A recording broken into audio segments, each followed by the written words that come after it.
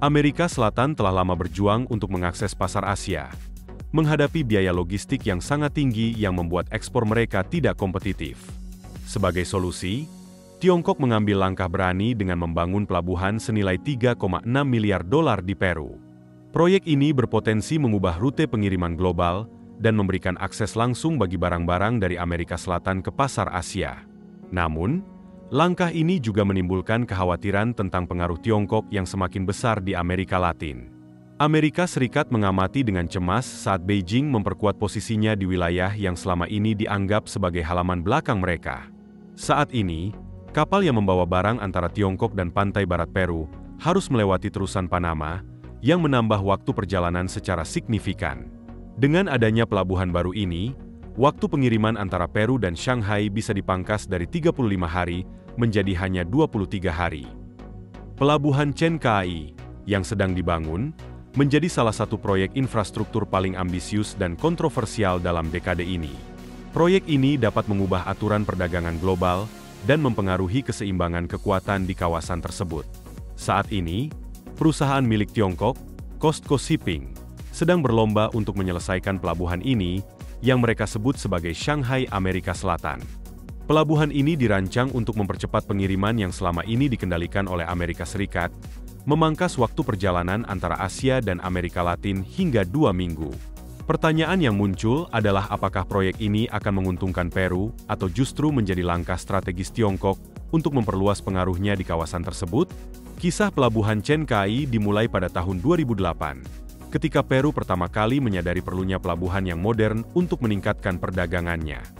Proyek ini berpotensi menjadi titik balik bagi perdagangan Pasifik, tetapi tantangan dan dampaknya masih perlu dianalisis lebih lanjut. Proyek tersebut awalnya hanya ada di atas kertas, tanpa perkembangan menuju konstruksi nyata. Namun, China meluncurkan inisiatif sabuk dan jalan yang ambisius, menargetkan Amerika Latin sebagai langkah berikutnya dalam strategi perdagangan global mereka. Pada tahun 2019, mereka menemukan peluang yang sempurna di Chiang Kai, sebuah kota nelayan kecil yang terletak 60 km di utara Lima. Kota ini memiliki pelabuhan yang luas dan sangat potensial. COSTCO Shipping melihat peluang ini dan mengakuisisi 60% saham dalam proyek tersebut seharga 1,3 miliar dolar, menyuntikkan modal dan keahlian teknis yang diperlukan untuk melangkah maju. Ini menandai fase pertama dari rencana pembangunan multitahap. Namun, disinilah situasi menjadi rumit. Amerika Serikat telah lama menganggap Amerika Latin sebagai halaman belakang mereka, dan tiba-tiba pembangunan Tiongkok yang menjadi Shanghai Amerika Selatan muncul tepat di depan pintu mereka. Washington merasa terancam. Sementara itu, Peru terjebak dalam tarian rumit antara dua negara adidaya. Konstruksi pelabuhan dipercepat setelah COSTCO terlibat. Fase pertama mencakup pengerukan pelabuhan hingga kedalaman 17 meter untuk menampung kapal-kapal besar, pembangunan pemecah gelombang untuk melindungi pelabuhan dari arus laut, dan pengembangan terminal peti kemas awal. Meskipun menghadapi tantangan akibat pandemi COVID-19, konstruksi terus berlanjut hingga tahun 2020 dan seterusnya. Pada tahun 2023, infrastruktur dasar pelabuhan mulai terbentuk, dengan peralatan khusus yang tiba dari China untuk pemasangan. Proyek mencapai tonggak penting pada November 2024 ketika Presiden China, Xi Jinping, dan Presiden Peru, Dina Boluarte, meresmikan fase operasional pertama pelabuhan. Upacara ini signifikansi menyoroti politik proyek bagi kedua negara dan menandakan dimulainya operasi di pelabuhan yang kini menjadi yang terbesar dan paling maju secara teknologi di Amerika Selatan. Namun, bagaimana sebenarnya pelabuhan mega ini berfungsi dan apa yang membuatnya sangat mengubah permainan dalam pengiriman global? Mari kita selami detailnya. Pertama, lokasi adalah segalanya. Chen Kai terletak hanya 60 km di utara Lima, diposisikan dengan sempurna di pantai tengah Peru dengan akses langsung ke Pasifik. Lokasi ini menawarkan keuntungan alami, seperti perairan dalam dekat pantai dan sedikitnya penghalang, sehingga memungkinkan pelabuhan beroperasi secara efisien sepanjang tahun. Infrastruktur fisiknya juga mengesankan. Pemecah gelombang utama sepanjang 1.200 meter menciptakan pelabuhan terlindungi dan cukup dalam untuk menampung kapal berkapasitas 18.000 TEU, yaitu kapal-kapal kolosal yang mampu membawa setara dengan 18.000 kontainer. Untuk memberikan perspektif, Satu kapal dapat mengangkut kargo sebanyak 9.000 truk gandeng. Pelabuhan ini mencakup area seluas 992 hektar, yang kira-kira seukuran 1.400 lapangan sepak bola, serta memiliki 15 dermaga khusus yang dirancang untuk menangani kapal kontainer terbesar di dunia. Saluran utama pelabuhan telah dikeruk hingga kedalaman 17 meter, memungkinkan akses bagi kapal-kapal besar yang tidak dapat melewati terusan Panama. COSTCO sedang membangun pelabuhan mega ini dalam 2 fase ambisius. Fase pertama, yang sedang dipacu menuju penyelesaian, mencakup 4 dermaga, 2 untuk peti kemas dan 2 dermaga multiguna. Namun, itu baru permulaan. Fase kedua akan menambah 11 dermaga lagi, menciptakan kompleks maritim yang dapat bersaing dengan pelabuhan di garis pantai Tiongkok. Salah satu aspek menarik dari proyek ini adalah pembangunan terowongan sepanjang 1,8 km yang langsung melewati pegunungan pesisir.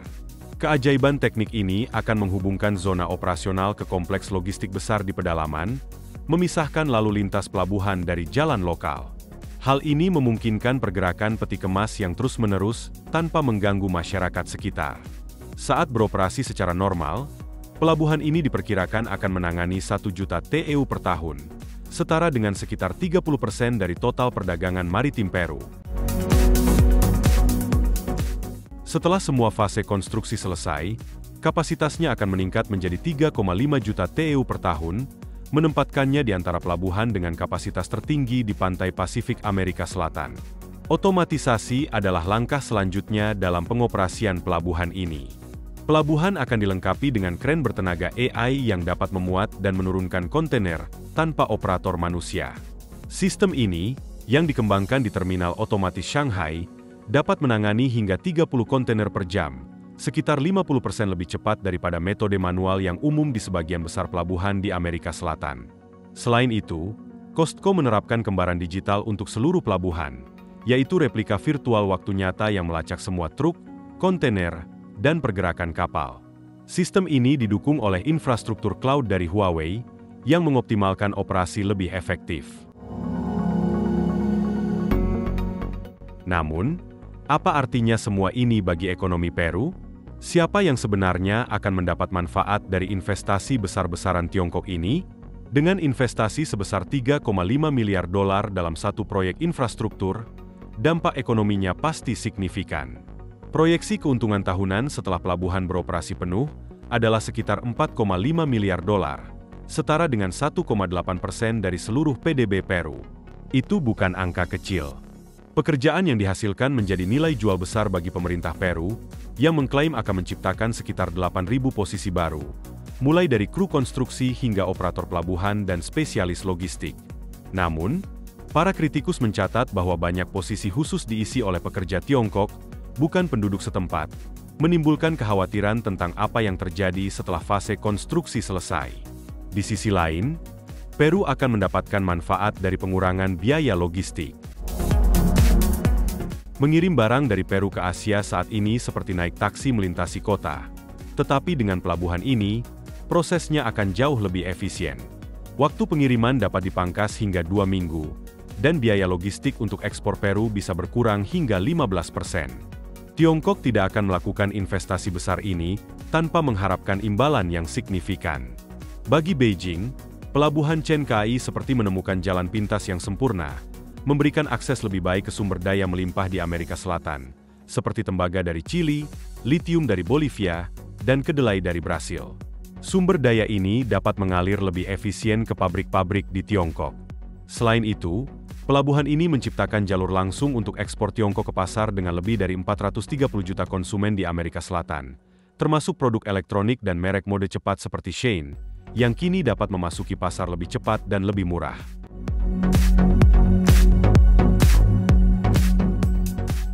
Pelabuhan ini memberikan Cina pijakan strategis di wilayah yang biasanya dianggap sebagai halaman belakang Amerika Serikat, memperkuat kampanye pengaruh global dan inisiatif sabuk dan jalan mereka. Implikasi regionalnya signifikan, dengan pelabuhan di Chili dan Kolombia bersaing untuk meningkatkan fasilitas. Hal ini terjadi karena Chen Kai dapat menarik banyak lalu lintas pengiriman dari negara tetangga. Kita sedang menyaksikan pola perdagangan baru di Amerika Selatan, di mana Bolivia dan Brasil mungkin lebih memilih mengarahkan ekspor ke Asia melalui Peru daripada dari pantai mereka sendiri. Namun, semua perubahan ekonomi ini datang dengan harga yang tidak hanya diukur dalam dolar. Ketika negara adikuasa menginvestasikan miliaran dalam infrastruktur di belahan dunia lain, selalu ada pamrih. Jadi, apa sebenarnya tujuan geopolitik Cina di sini? Dan bagaimana Washington merespons penetrasi Cina ke dalam pengaruh tradisional Amerika? Chen Kai bukan sekadar pelabuhan. Itu adalah langkah catur dalam permainan geopolitik yang jauh lebih besar yang dimainkan Cina di seluruh Amerika Latin. Selama dekade terakhir, Cina telah menginvestasikan lebih dari 160 miliar dolar di Amerika Latin, termasuk proyek energi di Venezuela, tambang litium di Bolivia, dan kini pelabuhan besar di Peru. Ini bukan investasi sembarangan. Ini adalah kampanye terkoordinasi untuk membentuk kembali lanskap ekonomi dan politik wilayah tersebut. Chen Kai mewakili apa yang disebut analis sebagai Belt and Road Initiative atau BRI 2.0, evolusi berikutnya dari inisiatif sabuk dan jalan Cina. Namun, berbeda dari proyek sebelumnya yang sering membuat negara terjebak dalam utang, Beijing kini semakin cerdas dalam pendekatannya di Peru. Sementara itu, di Washington, bel tanda bahaya berbunyi. Penilaian strategis Pentagon tahun 2024 secara jelas menandai Chen Kai sebagai fasilitas potensial dengan penggunaan ganda yang dapat mendukung operasi Angkatan Laut Cina di belahan barat. Gedung Putih berupaya keras melawan diplomasi infrastruktur Cina, tetapi mereka tertinggal, sementara Beijing menawarkan miliaran dalam bentuk investasi konkret. Respons Washington sebagian besar berupa, lebih banyak pidato tentang bahaya bekerja sama dengan Cina. Pada tahun 2024, delegasi perdagangan tingkat tinggi Amerika Serikat bergegas ke Kota Lima untuk menawarkan kemitraan alternatif, tetapi mereka tidak membawa miliaran dolar yang sudah dimiliki Tiongkok. Hal ini menempatkan Peru dalam posisi yang sulit, di mana mereka harus menyeimbangkan investasi Tiongkok dengan tekanan dari Amerika. Pemerintahan baru Peru bersikeras dapat menjaga hubungan baik dengan kedua negara adidaya. Seperti yang diungkapkan oleh Presiden Figueroa bahwa, Peru tidak perlu memilih pihak. Mereka dapat menjadi jembatan antara timur dan barat. Namun, kenyataannya adalah Peru mengekspor 3 kali lebih banyak ke Tiongkok daripada ke Amerika Serikat, dan investasi Tiongkok di sektor pertambangan Peru mencapai 10 miliar dolar tahun lalu. Realitas ekonomi ini membuat sulit untuk tetap netral saat keadaan semakin mendesak. Ada juga reaksi keras dari dalam negeri, di mana politisi nasionalis membingkai Chen Kai sebagai masalah kedaulatan. Seorang pemimpin oposisi secara dramatis menyatakan di parlemen bahwa mereka menukar kemerdekaan mereka dengan yuan Cina. Taruhan geopolitik mereka tidak bisa lebih tinggi. Tiongkok tidak hanya membangun pelabuhan. Mereka sedang menciptakan pos terdepan ekonomi dan strategis yang paling penting di belahan barat. Ini terjadi tepat saat persaingan antara Amerika Serikat dan Tiongkok semakin intensif. Namun, di tengah semua politik kekuatan besar ini, muncul pertanyaan tentang biaya lingkungan dan sosial. Bagi masyarakat lokal, kekhawatiran ini jauh lebih mendesak dibandingkan permainan geopolitik.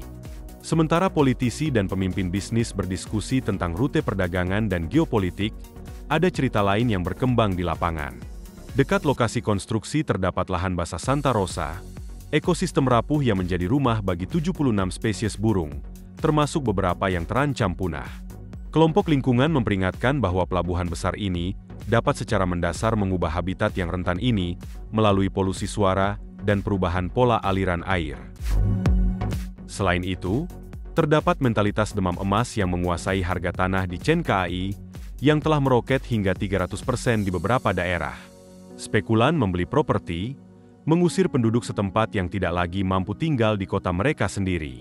Lalu, bagaimana Costco menanggapi kekhawatiran ini? Perusahaan tersebut merujuk pada penilaian dampak lingkungan komprehensif mereka, sebuah dokumen setebal 1.200 halaman yang menyimpulkan bahwa pelabuhan akan memiliki dampak yang dapat dikelola pada ekosistem lokal. Mereka juga meluncurkan program keterlibatan masyarakat yang menjanjikan 15 juta dolar untuk proyek pembangunan lokal dan berjanji untuk memprioritaskan perekrutan lokal jika memungkinkan. Namun, kontroversi ini telah memunculkan banyak kasus hukum. Saat ini, terdapat 27 tuntutan hukum terpisah yang tertunda terhadap proyek tersebut, termasuk putusan Pengadilan Lingkungan Hidup klaim hak masyarakat adat, dan keluhan tentang proses konsultasi. Pelabuhan Amerika Serikat di pantai barat, seperti Los Angeles dan Long Beach, mengamati perkembangan ini dengan cemas. Mereka khawatir akan mengalami penurunan aktivitas pengiriman ulang, karena barang melewati Amerika Utara sepenuhnya dalam perjalanan ke pasar Amerika Selatan. Semua ini terjadi dalam konteks ketegangan ekonomi yang berkelanjutan antara Amerika Serikat dan Tiongkok. Apa yang sedang disaksikan adalah restrukturisasi pola perdagangan Pasifik. Chen Kei tidak hanya menambah pelabuhan baru ke peta, tetapi juga berpotensi menulis ulang negara dan perusahaan mana yang paling diuntungkan dari perdagangan global. Dengan pengaruh Amerika Serikat di Amerika Latin yang memudar akibat lonjakan investasi Cina, efek riak ekonomi ini dapat membentuk kembali aliansi geopolitik selama beberapa dekade mendatang. Jadi, menurut Anda, apakah strategi pelabuhan Cina di Amerika Latin merupakan kemitraan yang saling menguntungkan atau bentuk kolonialisme ekonomi modern? Dan apakah Anda akan mendukung jika proyek serupa berada di negara kita khususnya Indonesia? Beritahu kami pendapat Anda di kolom komentar di bawah. Jangan lupa untuk like, subscribe dan aktifkan notifikasi pada video ini, agar tetap mendapatkan informasi tentang perkembangan terbaru dalam geopolitik, ekonomi global, dan perubahan tatanan dunia yang sedang berlangsung. Terima kasih telah menonton dan sampai jumpa di video berikutnya.